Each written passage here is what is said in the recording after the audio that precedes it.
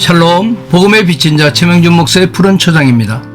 이 방송을 보시는 모든 분들께 성삼위 하나님의 특별하신 위로와 소망이 가득 넘쳐나시기를 축복합니다. 본 방송을 보시고 구독과 좋아요를 눌러주시는 것은 물질은 들지 않지만 복음 선교 방송에 동참하시게 되는 것입니다. 오늘은 요한계시록 13장입니다.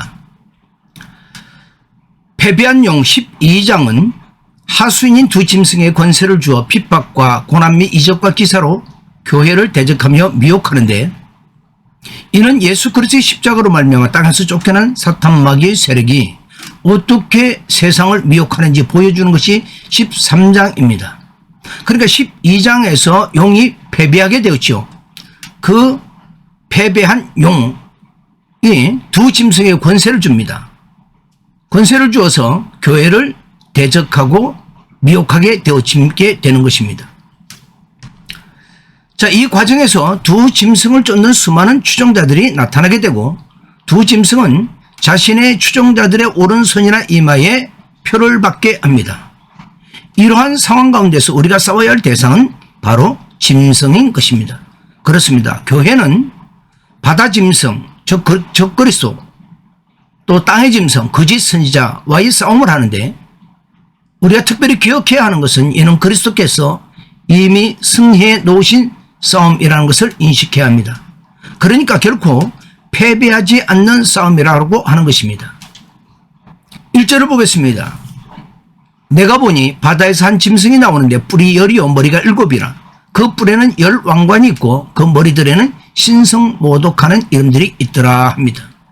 그러니까 바다에서 나오는 한 짐승은 12장에 등장하는 붉은 용의 하수인으로 인류를 지배하는 세상 나라들, 정부 권력들을 말합니다. 단수적인 의미로는 적그리스도이며 복수적 의미로는 적그리스도의 세력을 말합니다. 이들은 하나님의 나라와 그의 백성을 적극적으로 대적하는 세상의 모든 불신 세력으로, 짐승으로 표현된 것은 포악 잔인하기 때문에 그렇습니다. 이것으로 사탄은 적그리스도와 거짓 선지자를 동원하여 성도들을 패배시키려 함을 알 수가 있는 것입니다. 여기서 바다는 어둠의 권세의 상징이며 구약적 관점에서도 사단의 상징이 됩니다. 뿔이 10이요 머리가 7인 모습은 붉은 용을 닮은 모습입니다. 이는 그리스도를 대적하는 정치, 체제, 즉 네로와 같은 권력, 뿔을 말하죠. 권력을 잡은 자가 사탄을 닮을 수밖에 없는 것은 용이 자기의 능력과 보좌와 큰 권세를 그에게 주었기 때문입니다. 이것은 2절 하에서 설명해 주고 있습니다. 머리에 신성모독하는 이름이 있다라고 하는 것은 예수님께서 구주되심을 부인하고 정죄하고 대적함을 말합니다. 그러니까 자신을 신격화하여 숭배케 하는 행위가 하나님 앞에서 참남된 일인 것입니다. 뒤에 가서 계시록 17장 3절에서는 몸에 하나님의 모독하는 이름이 가득함을 우리가 볼 수가 있습니다. 이렇게 사탄의 두 가지 책량을 미리 말해주는 것은 미리 말해줌으로써 이기는 자가 되게 하려 하시는 것입니다. 이 점을 정리하면 바다에서 나온 짐승은 권세를 가지고 핍박을 합니다. 그러니까 성도들에게는 환난과 핍박으로 다가오게 되고요. 땅에서 올라오는 짐승은 의의 일꾼으로 가장하여 기사와 이적으로 미혹하게 되어집니다. 고린도서 11장 15절에 보면 이것을 잘 설명하고 있습니다. 제가 한번 읽어보겠습니다. 그러므로 사단의 일꾼들도 자기를 의의 일꾼으로 가장하는 것은 또한 큰일이 아니라 저희의 결국은 그 행위대로 되리라. 아멘. 그렇다면 이러한 적대 세력을 이 땅에 허락하시는 이유가 무엇일까요? 데살로니가후서 2장 11절에 12절에 보면 이러므로 하나님이 미혹의 역사를 그들에게 보내사 거짓 것을 믿게 하시면 진리를 믿지 않고 불의를 좋아하는 모든 자들로 하여금 심판을 받게 하려 하심이라. 이와 같이 알곡과 쭉정으로 골라내시는 것이며 신실한 성도들을 거룩으로 나가게 하는 것입니다. 2절을 보겠습니다. 내가 본 짐승은 표범과 비슷하고 그 발은 곰의 발 같고 그 입은 사자의 입 같은데 용이 자기 능력과 보좌와 큰 권세를 그에게 주었더라. 바다에서 나온 짐승이 표범과 비슷하고 그 발은 곰의 발 같고 그 입은 사자의 입 같은데라는 말은 다니엘서 7장 2절에서 7절에서 사자와 곰과 표범이 나오는데 이것을 인용한 것으로 이는 바벨론, 바사, 헬라를 상징합니다. 이를 닮았다라고 하는 것은 이 세 나라가 합친 것 같은 막강한 권세를 가지고 교회를 박해하게 될 것을 나타내고 있는 것입니다. 이와 같이 언급된 짐승들의 공통점은 무엇입니까? 잔인하다는 것입니다. 다른 동물들을 찢는 특징을 가지고 있다는 것입니다. 그러니까 이것은 곧 성도들을 찢고 죽이는 것을 나타내주고 있는 것입니다. 요한 당시의 로마가 그러하다라는 것입니다. 용이 자기의 능력과 보좌와 큰 권세를 그에게 주었다라고 말씀하고 있는 것은 적그리스도는 사탄의 조종을 받는 것을 말해주는 것입니다. 적그리스도가 무엇입니까? 하나님과 예수 그리스도 그리고 교회 공동체를 대적하고 비판하는 마귀의 세력을 호칭하는 또 다른 표현인 것입니다. 보좌와 권세를 주었다라고 하는 것은 현재 로마 제국 배후에 붉은 용 마귀가 있다는 것을 알려주는 것이며 주님께서 아버지께 받은 권세를 교회에게 위임하셔서 싸우게 하시는 것에 대한 모방인 것입니다. 3절을 보겠습니다.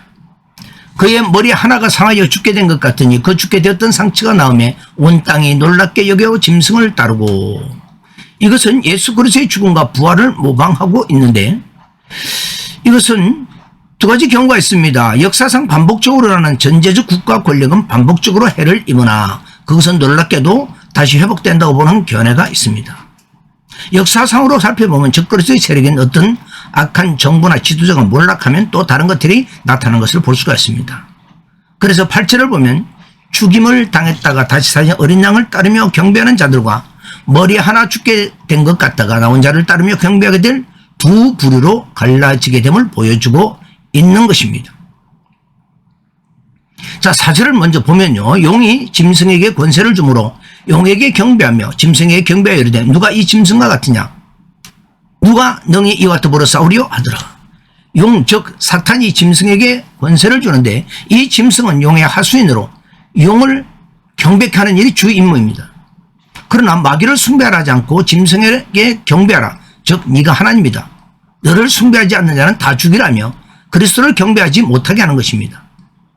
이 짐승은 권세를 가진 세계 제국이면서 또한 그 정점에 있는 황제인 것입니다. 당시 황제를 주나의 하나님이라 고백해야 길드라는 상인조합에 가입 가능했던 것입니다. 또 5절에 보면 짐승이 과장되고 신성모독을 말하는 입을 받고 또 42달 동안 일할 권세를 받으니라. 과장되고 신성모독을 말하는 입을 받고는 교회를 핍박하는 것을 말합니다. 42달 동안 일할 권세를 받은 이의 의미는 교회의 활동은 1260일 긴 시간을 의미하죠. 핍박자의 활동은 42달 짧은 시간을 의미합니다. 그러니까 핍박 그 자체는 색대만으로 가장 짧은 기간으로 이해가 되는 것입니다. 자, 6절에 짐승이 입을 벌려 하나님을 향하여 비방하되 그의 이름과 그의 장막 곧 하늘에 사는 자들을 비방하더라. 첫 번째 짐승을 통해서 즉 세상 권세와 정치 권력을 이용해 하나님을 대적하며 물리적인 방법을 동원해 교회 곧 성도를 억압하고 핍박한다라는 것입니다. 하늘에 사는 자는 성도를 말합니다. 7절에 또 권세를 받아 성도들과 싸워 이기게 되고 각 족속과 백성과 방언과 나라를 다스리는 권세를 받으니 이것은 또 권세를 받아 성도들과 싸워 이기게 되고라는 말은 사탄은 성도들을 박해함으로 이기는 줄로 여기고 있으나 성도를 이긴다는 사실은 성경 어디에도 없습니다. 왜냐하면 그리스도께서 이미 죄와 저주와 사망을 정복하셨기 때문입니다. 이 말은 단지 성도들을 핍박하고 몸을 죽이는 것을 의미한 것으로 마태복음 10장 28절에 보면 몸은 죽여도 영혼은 너희 죽이지 못하는 자들을 두려워하지 말고 오직 몸과 영혼을 능히 지옥에 멸하실 수 있는 일을 두려워하라와 같이 영혼은 죽이지 못하는 자들을 두려워하지 말고 단지 육신적 죽음이 찾아오더라도 다시 부활할 것을 믿고 담대해야 하는 것이라고 말하고 있는 것입니다. 8절에 죽임을 당한 어린 양의 생명책에 창세 이후로 이름이 기록되지 못하고 이 땅에 사는 자들은 다 짐승에게 경배하리라. 죽임을 당한 어린 양의 생명책은 신구약 성도 모두 구원은 오직 죽임을 당하신 어린 양으로서만 가능함을 말해주는 것입니다. 창세 이후로는 인간 역사 이후를 말합니다. 땅에 사는 자들의 정체성은 무엇입니까? 마음에 하나님 두기를 싫어하며 상실한 마음대로 내버려 두심으로 로마서 1장 28절에서 말한 바와 같이 악에 속한 자들이며 적극적으로 사단의 세력을 쫓는 자들을 총칭하는 표현입니다. 이 자들이 다 짐승에게 경배하게 된다는 것입니다. 누구든지 귀가 있거든 들을지어다. 10절에 사로잡힐 자는 사로잡혀갈 것이요 칼에 죽을 자는 마땅히 칼에 죽을 것이니 성도들의 인내와 믿음이 여기 있느니라. 사로잡힐 자는 사로잡혀갈 것이요 칼에 죽을 자는 마땅히 칼에 죽을 것이니는 예레미야 43장 11절의 인용입니다. 그가 와서 애굽 땅을 치고 죽일 자는 죽이고 사로잡을 자는 사로잡고 칼로 칠 자는 칼로 칠 것이라의 인용으로 하나님의 백성들에게 주어지는 환난의 무게를 말합니다. 그러니까 믿음을 지키는 성도들 중에는 죽는 자도 있고 사로잡힐 자도 있고 칼로 침을 당할 자도 있겠다라는 말씀입니다. 성도들의 인내와 믿음이 여기 있느니란 말은 짐승의 핍박에는 성도의 믿음과 인내가 필요하고 거짓 선지자의 미혹에는 지혜가 필요하다라는 것입니다.